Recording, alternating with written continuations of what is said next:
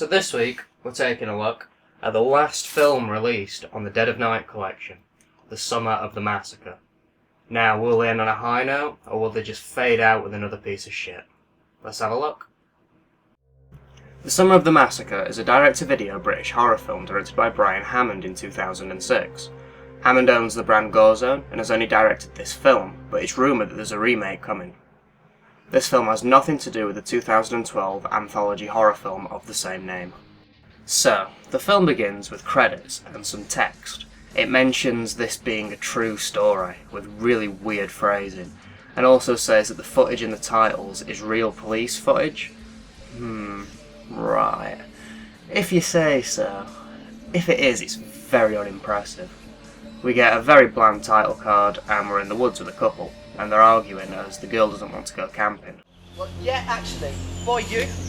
Well, when I asked you to book us a dirty weekend in a hotel, whining caller and SUV playing in the background, not this pile of crap.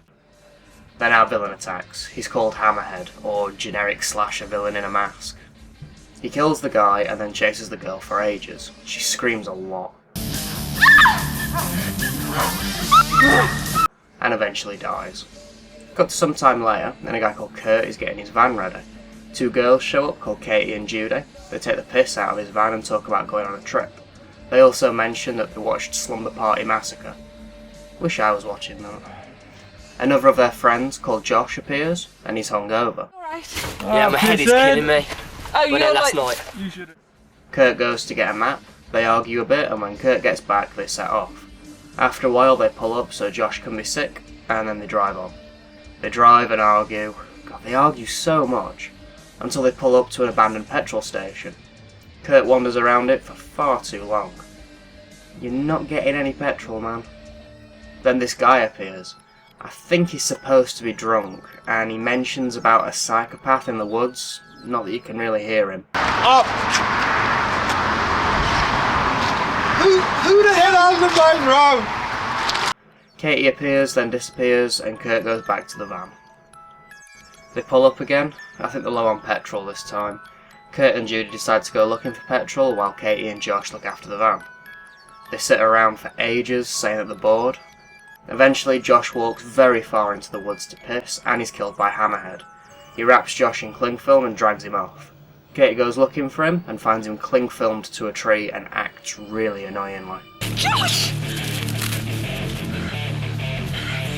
Oh my god, Josh! Josh! Hammerhead appears, he grabs Katie and nails her to a tree. She escapes and runs, so Hammerhead chases while carrying Josh. She crawls around and Hammerhead doesn't hit her for like ages. Eventually he ties her up with strawberry laces and takes her back to his house. He goes back, ties up Josh with more strawberry laces, and carries him off. Cut to Hammerhead getting in Kurt's van. Kurt and Judy appear and get scared and then chased by Hammerhead. They chase and fight. Hammerhead gets a stick in his leg, and then Kurt, being an idiot, thinks it's a great idea to split up. Judy's running and showing her acting faces while holding a big silly stick. Hammerhead comes, they chase and fight again, and he ends up killing her. Kurt sneaks up on Hammerhead and hits him, even more chasing and fighting, and they run into a cornfield, and Kurt shoves a stick in Hammerhead's eye. More running, and then they cuddle in the woods, and finally Kurt is killed, and we jump over to Hammerhead sewing up his leg. Over at Hammerhead's house, and Katie breaks free and runs through the house away from him. And also now she's heavily pregnant. She finds a room full of body parts and fights with Hammerhead. She then runs outside, still very pregnant, and Hammerhead obviously chases. She crawls around and isn't pregnant anymore. She nicks his hammer and attacks him with it, killing him. She walks off laughing, and more text appears saying that Katie's character was pregnant, which I think in the beginning it was mentioned. Got a little one, you can't be smoking in the car. What the hell are you going on? Are you trying to get me into fucking labour or what?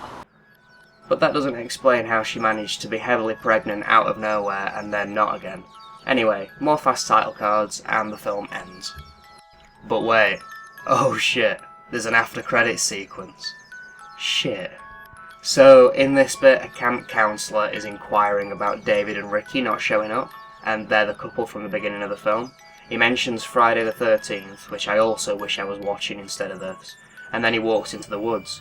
And who'd have thought it? Hammerhead's there. He kills the counsellor and takes out his eye. We get a to be continued card, which I think is a lie, and then the film really ends. Right then, so what did I think? Well, what do you think? It was awful. Now, it was very low budget, which is fair enough. That wasn't the reason it was bad. It was bad for being so boring. Most of the time we're seeing boring chase scenes in the woods, the gore is minimal, as is any sort of plot development, the acting isn't great at all, and the girls just run through the woods annoyingly screaming as loud as they can, and it's just irritating. The music was like half bad, half good. The editing was okay-ish, a lot of fades to black. And you know what this film loves? Can you tell yet? It loves to tell us the time, day and location. As if it's important. So many time cards, it's just stupid. Also, the continuity isn't great. I still can't believe that the actor's heavily pregnant for a few scenes near the end. It's ridiculous. And now for the release. It's okay.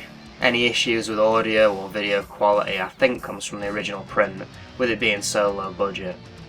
We get the logo and menu again. Great to see that they're still here for the last one. And look at this. Bonus features. No way, I can't believe we get some stuff for the last film. And the stuff on offer's okay. We get 2 trailers and some deleted scenes. Now the main issue is that it's for this film and not a better one like Kill Baby Kill or Popcorn, but at least it's not an image gallery. The trailers are bog standard and serviceable. The first one likes to count for some reason, and the other features lots of quotes, but doesn't cite where they're from, so they could be plucked from anywhere. We also get 3 deleted scenes with a little interview from an actor. The scenes are nothing worth watching really, it doesn't really add to anything. And now for the case. And it's okay really. It capitalises college and summer for some reason, but it's fine. The runtime is off by 14 minutes though. The film actually only comes in at 76 minutes long, which is a good thing really. Still feels too long though. But 14 minutes is a long time to be off by. Not seen something that bad in a while. Also, this is where the spine numbers jump from 25 to 36. Lastly, this film's a 15, which is fair enough. It is just running through the woods after all. Overall then, this was a bit of an uninteresting mess, with baseline story, bad acting and weird editing. It's just not a good film. If for some reason though you are compelled to see it, the print's okay and you get a few special features. I would not recommend the film, but I'd recommend the release. And that's it. That's all the films talked about. So join me next week, I'll do a little bit of an outro video, just some final thoughts and just a bit more on the release.